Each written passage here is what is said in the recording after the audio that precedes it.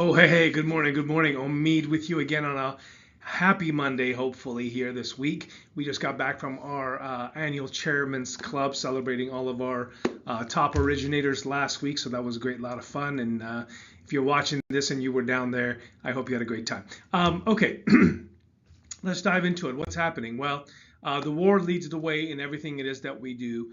I think it's important that we pay very close attention to oil prices. As mentioned last week, when oil prices double, that's when recession normally gets here.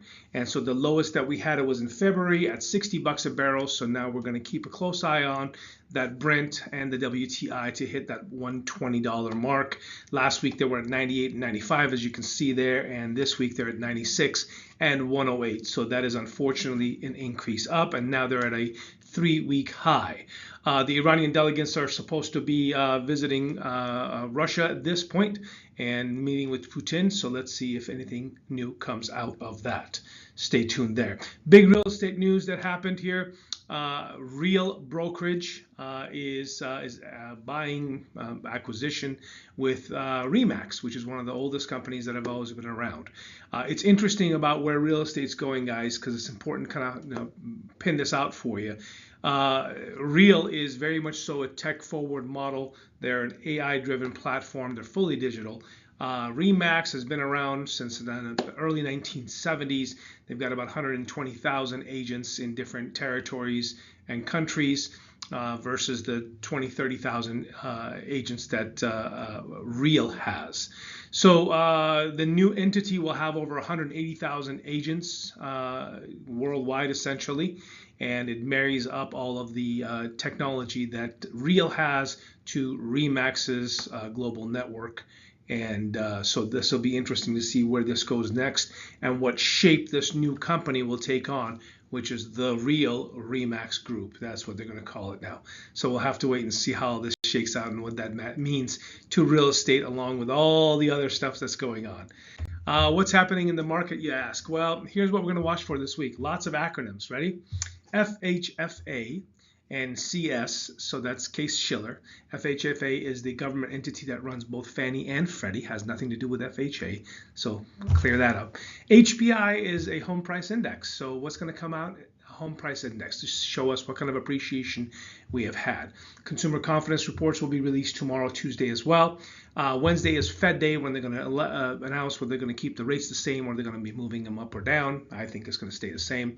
PCE, which is the important measure of inflation, that's the Fed's favorite measure of inflation, personal consumption expenditure. That's going to be coming out on Thursday. And then gross domestic product is going to be coming out, as well as the jobless claims. So ISM manufacturing here on Friday. So really, it's going to be a very, very heavy report week for us. And you definitely want to stay tuned and do follow us on our Instagram account at OmidS, where we post 30-second updates in the stories every single day, so you're in the know. As far as the bond market goes, it's kind of touch and go. I've highlighted a few things for you there. The 25-day moving average and the 50-day moving average is serving as a ceiling as well as a floor support on the bonds right now. And as you can see, they're being very, very tightly wound right in here. So it'll be interesting to watch that. But again, everything has to go right back into what's going on with the war, guys.